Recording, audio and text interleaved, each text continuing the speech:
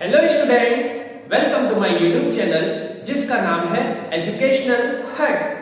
तो आज का लेक्चर होने वाला है क्लास 8 के फोर्स एंड प्रेशर का दूसरा पार्ट। तो इससे पहले मैंने पार्ट फर्स्ट भी बनाया है, अगर आपने वो वीडियो नहीं देखा है तो नीचे डिस्क्रिप्शन में मैंने लिंक दे दिया है, आप वहां से जाके देख सकते हैं। तो स्टार्ट करते हैं आज का लेक्चर।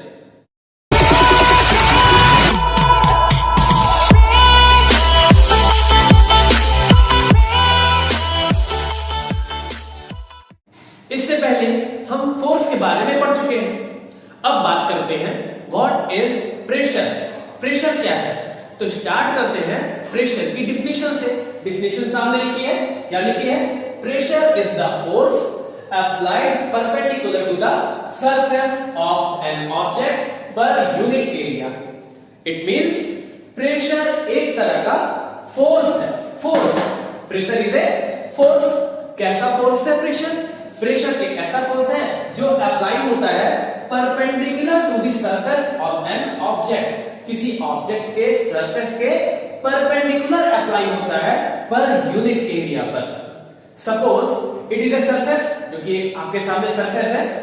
अगर मैं मान लूं कि मैंने इस पर एक फोर्स लगाया, कुछ फोर्स इसके परपेंडिकुलर ही मैंने लगाया, मान लेते हैं मैंने 50 न्यूटन का फोर्स इस पर ऐसे अपने फिस्ट से लगाया कस के, तो ये है पूरा सरफेस और ये है इसकी यूनिट एरिया। अगर मैं ये देखूं कि इसकी यूनिट एरिया पर मैंने जो फोर्स लगाया उसका कितना इंपैक्ट पड़ा, कितना प्रभाव पड़ा, तो वही कहलाएगा प्रेशर। तो प्रेशर आपको समझ में आया? तो डिफिनेशन से फॉर्मूला क्या हो जाएगा प्रेशर का? प्रेशर इज इक्वल टू, कैसे निकालेंगे फॉर्मूला? फोर्स पर unit area means force upon area. Unit area का हमें निकालना है ना फोर्स, तो यूनिट एरिया का निकालने के लिए एरिया से डिवाइड कर देंगे। तो प्रेशर इज इक्वल टू आ जाएगा फोर्स अपॉन एरिया। तो ये हो गया इसका फॉर्मूला। अब यहां से देखिए कुछ फॉर्मूले हम और निकाल सकते हैं। कैसे निकाल सकते हैं? आप एक ट्रायंगल बना लीजिए और ट्रायंगल का 3 पार्ट कर लीजिए। एक में लिखिए फोर्स, दूसरे में एरिया और तीसरे में प्रेशर। ध्यान दीजिएगा, ऐसे लिखना है आपको, फोर्स ऊपर, एरिया प्रेशर नीचे। तो इससे और कितने फॉर्मूले बनते हैं वो सारे आ जाएंगे। कैसे? देखिए पहला formula pressure is equal to force upon area. यहां से देखते हैं pressure is equal to force upon area, force upon area. Clear है पहला फॉर्मूला। अगर हम यहीं से निकालें एरिया इज इक्वल टू क्या हो जाएगा? Force upon pressure. Area is equal to force upon pressure. और वही तीसरा फॉर्मूला क्या हो जाएगा? तीसरा formula force is equal to, देखिए फोर्स इज इक्वल टू क्या आ जाएगा? एरिया, अब दोनों नीचे है मतलब area into pressure, area into pressure. तो ये हुआ फॉर्मूला। यहीं पर हम बात कर लेते हैं प्रेशर की यूनिट की। तो देखिए यूनिट हम कैसे निकालेंगे? यहां पे निकाल देता हूं यूनिट ऑफ प्रेशर। यूनिट के लिए फॉर्मूला पर जरा ध्यान दीजिए। Pressure is equal to force upon area. Force की यूनिट क्या होती है? क्या होती है? न्यूटन। फोर्स की यूनिट न्यूटन अपॉन एरिया की यूनिट मीटर स्क्वायर। तो इसलिए यूनिट ऑफ प्रेशर क्या आ गया? न्यूटन पर मीटर स्क्वायर। लेकिन ये इसकी एसआई यूनिट नहीं है। तो एसआई यूनिट क्या होती है प्रेशर की? एसआई यूनिट इसकी होती है पास्कल। क्या होती है? पास्कल। ठीक है, तो ये हो गई बात प्रेशर और उसकी यूनिट की। आप प्रेशर की डिफिनेशन जान चुके हैं, प्रेशर का फॉर्मूला जान चुके हैं। क्या फॉर्मूला आपने पढ़ा? Pressure is equal to force upon area और इसकी यूनिट होती है पास्कल। यहां तक आप पढ़ चुके हैं। अब और क्या पता लगता है इस फॉर्मूला से? अगर आप ध्यान से देखें तो देखिएगा प्रेशर जो है वो इनवर्सली प्रोपोर्शनल है एरिया के। दिख रहा है? प्रेशर इधर ऊपर है और एरिया इधर नीचे है। Means pressure is inversely proportional to the area. जो प्रेशर है, दाब है, वो एरिया मतलब क्षेत्रफल के व्युत्क्रमानुपाती है, इनवर्सली प्रोपोर्शनल। क्या होता है इनवर्सली प्रोपोर्शनल? इनवर्सली प्रोपोर्शनल में जो दो क्वांटिटीज होती हैं वो दोनों एक दूसरे की बिल्कुल अपोजिट होती हैं। मतलब अगर एक क्वांटिटी इंक्रीज करेगी तो दूसरी क्वांटिटी डिक्रीज करेगी, और एक अगर डिक्रीज करेगी तो दूसरी वाली इंक्रीज करेगी। तो कुछ इस तरह का रिलेशन है प्रेशर और एरिया में। तो यहां से हम कह सकते हैं कि अगर एरिया किसी ऑब्जेक्ट का कम है तो वो ऑब्जेक्ट ज्यादा प्रेशर डालेगा, ज्यादा प्रेशर। अगर एरिया ज्यादा है तो वो कम प्रेशर डालेगा। सबसे अच्छा एग्जांपल इसका आप देख सकते हैं आयरन नेल में, लोहे की कील। जब आप हैमर से ठोकते हैं वॉल पर, अब अगर वो कील जो है बहुत शार्प है, उसका एज, जो हैमर की कील होती है आयरन वाली, इसका एज ये वाला बहुत शार्प अगर है तो क्या होता है, आसानी से वॉल में धंस जाती है। लेकिन अगर ये वाला हिस्सा लास्ट वाला एज शार्प ना हुआ तो कुछ ऐसा ब्लंट है, तो शार्प नहीं है। अब अगर ब्लंट है तो अगर हम इसको वॉल में ठोकने की कोशिश करेंगे तो आसानी से नहीं जाता। क्यों नहीं जाता? यही concept, pressure is inversely proportional to area. कहां लगा ये कॉन्सेप्ट? देखिए, जब आयरन नेल बिल्कुल ठीक थी, मतलब इसका एज बिल्कुल शार्प था, तब यहां पे देखिए जो एज हम वॉल पर रख रहे थे, जो एज हम वॉल पर ऐसे रख रहे थे, वो वाला एरिया देखिए बहुत कम हो गया, क्योंकि एज इसका जो बहुत शार्प है, इसलिए एरिया बहुत कम है। और अगर एरिया कम होगा तो प्रेशर क्या लगेगा? ज्यादा लगेगा। ठीक है, एरिया कम तो प्रेशर ज्यादा। यही बात करें अगर नेल का एज ब्लंट हो जाए, थोड़ा आगे से टूट जाए या घिस जाए, तो क्या होगा? अगर हम वॉल पर रख के उसको ठोकेंगे तो एरिया ज्यादा होने के कारण प्रेशर कम लगेगा। अब प्रेशर कम लगेगा तो वो वॉल में धंसेगी कम। यही रीजन है आयरन नेल क्यों शार्प होने पर आसानी से वॉल में धंस जाती है और ब्लंट होने पर हमें ज्यादा फोर्स अप्लाई करना पड़ता है, बहुत ज्यादा मेहनत करनी पड़ती है, तब जाके वो वॉल में धंसती है। तो यहां से आपका कॉन्सेप्ट क्लियर हो गया। ऐसा नहीं है कि प्रेशर सिर्फ सॉलिड ही एक्सर्ट करते हैं, बल्कि लिक्विड और गैस भी प्रेशर एक्सर्ट करते हैं। मींस लिक्विड और गैसेस भी प्रेशर लगाते हैं। अब लिक्विड और गैसेस, इन दोनों को हम कहते हैं फ्लूइड। फ्लूइड क्या होता है? फ्लूइड इज ए मटेरियल या substance which have tendency to flow, जिसके अंदर बहने का गुण होता है, फ्लो करने की प्रॉपर्टी होती है। That materials are called fluid. तो अगला टॉपिक हम पढ़ते हैं प्रेशर इन फ्लूइड्स। अब दो तरह के फ्लूइड्स हैं, एक लिक्विड और दूसरा गैस। लेकिन दोनों फ्लूइड है तो दोनों में ही एक ही जैसा प्रेशर अप्लाई होता है। तो पढ़ते हैं क्या? पहले लिक्विड के लिए, liquid exert pressure in all direction on the wall of the container. मतलब लिक्विड जो होगा, कोई भी लिक्विड अगर किसी कंटेनर में फिल है, कंटेनर में रखा हुआ है, तो उस कंटेनर की हर एक वॉल, जो चारों साइड वॉल होती है, प्लस बॉटम से भी तो कांटेक्ट रहता है लिक्विड का, तो हर एक डायरेक्शन में वॉल पर और नीचे की तरफ बेस पर वो प्रेशर एक्सर्ट करती है। फॉर एग्जांपल, मान लिया कोई एक कंटेनर है, यहां पर मैं कंटेनर बना दे रहा हूं, कंटेनर, इस कंटेनर में यहां तक कोई लिक्विड फिल है, कोई लिक्विड भरा हुआ है। अब अगर चेक करना है कि क्या हर तरफ ये प्रेशर एक्सर्ट कर रहा है, तो आप इधर की तरफ एक होल कर दीजिए।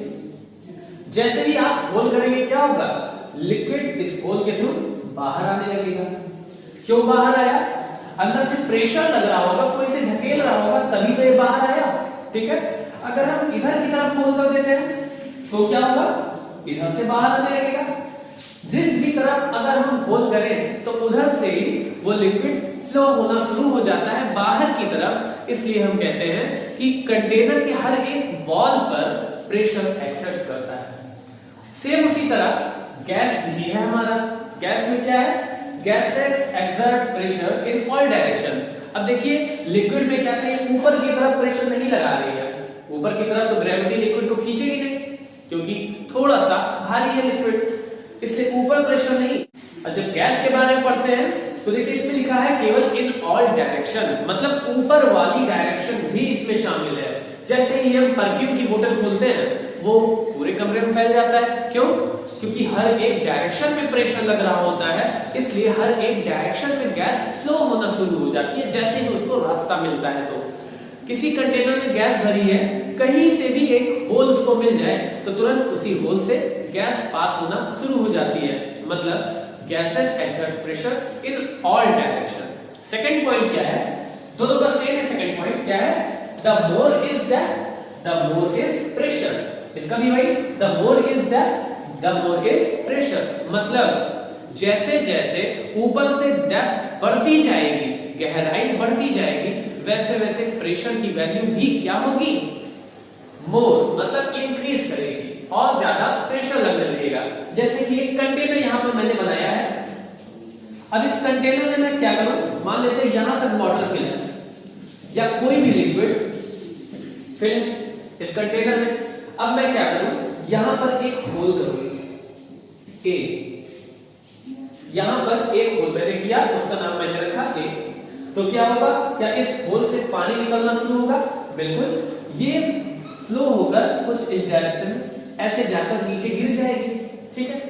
अब मैं क्या करूं, थोड़ा और नीचे आता हूं, नीचे, और यहां पर एक दूसरा पॉइंट मैं बी कर देता हूं, होल। मैंने दूसरा होल यहां पर बी कर दिया। अब यहां से क्या पता चलेगा, यहां से भी वाटर फ्लो होगा, ठीक है। ये वाला होल अगर बंद कर दे, उतना ही पानी है, पानी नहीं चेंज करना है, उतना ही पानी अगर फिर से भरकर, अब ये वाला होल बंद कर दूसरा होल अगर हम शुरू कर दें या खोल दें, तो यहां से भी वाटर फ्लो होगा और कुछ ऐसे जाएगा, ठीक है, दूसरे होल से। अब फिर से वही काम करें, इस होल को भी हम बंद कर दें और एक तीसरा होल इसके नीचे हम ओपन कर दें, सी, ठीक है। तब क्या होगा, कैसे पानी बाहर निकलेगा, कुछ ऐसे बाहर निकलेगा। ये है सी की डायरेक्शन, ये ए की डायरेक्शन, ये बी की डायरेक्शन और ये सी की डायरेक्शन। तो आपको फिगर से समझ में आ गया होगा, the more is depth the more is pressure. कहां पर आपको दिखा more is depth more is pressure, देखिए इसमें पॉइंट ए सबसे ऊपर था, अब अगर ऊपर से इसकी डेप्थ देखें तो सबसे कम डेप्थ है, इसलिए इसमें प्रेशर कम लगा, कम दूरी तक गई। देखिए कंटेनर से कितनी दूर गया, बस कितना।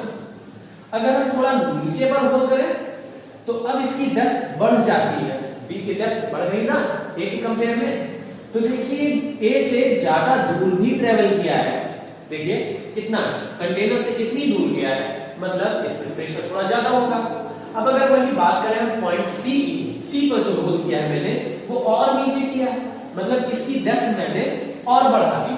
तो डेप्थ के और बढ़ाने से क्या हुआ, प्रेशर और ज्यादा लगा इसमें। अब प्रेशर और ज्यादा लगा तो ये इसका वाटर का फ्लो या कोई भी लिक्विड का फ्लो और ज्यादा दूर तक जाएगा, because pressure is more than this point in compare to this point, ठीक है। तो सी पर प्रेशर सबसे ज्यादा एक्सर्ट होगा, इसलिए वो सबसे ज्यादा दूर जाके गिरेगी। ये प्रैक्टिकल तो आप घर पे भी करके देख सकते हैं, कीजिएगा, खुद आप फील करेंगे कि अगर डेप्थ ज्यादा होगी तो प्रेशर ज्यादा एक्सर्ट होगा। इस चैप्टर का लास्ट टॉपिक है एटमॉस्फेरिक प्रेशर। क्या होता है एटमॉस्फेरिक प्रेशर, डेफिनेशन देखते हैं। The atmosphere exerts the pressure on the all objects in its surrounding, मतलब आप जानते हैं अगर ये अर्थ है, अर्थ जहां पर आप रह रहे हैं, तो इससे कुछ हाइट ऊपर तक एक सराउंडिंग बना हुआ है जिसको हम एटमॉस्फेयर कहते हैं, आपको पता है। अब इस एटमॉस्फेयर के अंदर आने वाले सारे के सारे ऑब्जेक्ट्स पर ये एटमॉस्फेयर एक तरह का प्रेशर एक्सर्ट करता है, यही प्रेशर क्या कहलाता है, this pressure is called atmospheric pressure. तो आपको समझ में आया कि एटमॉस्फेयर के द्वारा उस एटमॉस्फेयर में रहने वाले हर एक ऑब्जेक्ट पर एक प्रेशर लगता है। फॉर एग्जांपल हम बाहर घूम रहे होते हैं तो हम भी तो एटमॉस्फेयर में हैं। अब जब अगर हम एटमॉस्फेयर में हैं तो हम पर भी एटमॉस्फेयर अपना एक प्रेशर डाल रहा है, प्रेशर ऊपर से एक प्रेशर डाल रहा है, तो वही कहलाता है, वो प्रेशर कहलाएगा एटमॉस्फेरिक प्रेशर। क्या कहलाएगा? Atmospheric pressure. फिगर के थ्रू समझते हैं। जैसे ये अर्थ है, अर्थ पर मान लेते हैं आप इस पॉइंट पर है, तो क्या होगा, इसके ऊपर जो भी एटमॉस्फेयर है वहां से कॉलम अगर हम ड्रॉ कर दें यूनिट एरिया का, ये यूनिट एरिया ले लें और एक कॉलम ड्रॉ कर दें कि बिल्कुल आकर आपके सर के ऊपर बन रहा है, एक ऐसा कॉलम, ठीक है।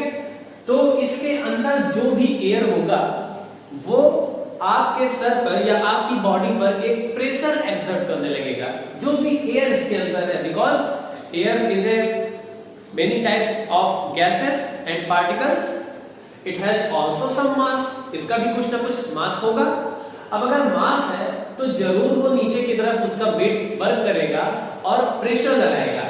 तो जो भी एयर आप अपने सर के ऊपर लेके चल रहे हैं वो आपके ऊपर एक प्रेशर लगाने लगती है। अगर हम बात करें सराउंडिंग के बिल्कुल टॉप की, तो यहाँ पर प्रेशर 0 है, यहाँ पर प्रेशर नहीं है। जैसे जैसे डेप्थ बढ़ती जाएगी, डेप्थ ये जैसे जैसे बढ़ रही है, देखिए डेप्थ बढ़ी, और आपको पता है कि the more is depth and more is pressure, you know. तो डेप्थ बढ़ी, प्रेशर बढ़ता जाएगा। देखिए लोड ज्यादा होता जा रहा है, ज्यादा एयर को आप अपने ऊपर कंटेन कर रहे हैं, तो इसके कारण जो टोटल प्रेशर होगा वही कहलाएगा एटमॉस्फेरिक प्रेशर। देखिए यहाँ पर एटमॉस्फेरिक प्रेशर की वैल्यू भी लिखी है। 1 एटमॉस्फेरिक प्रेशर में कितना होता है? 101,325 पास्कल, या इसी को हम न्यूटन पर मीटर स्क्वायर भी पढ़ते हैं।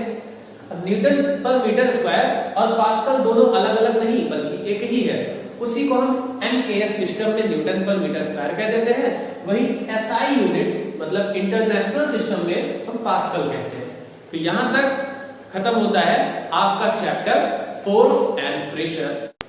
अगला टॉपिक मैं जल्दी ही आपके सामने लेकर आऊंगा, तब तक के लिए बाय।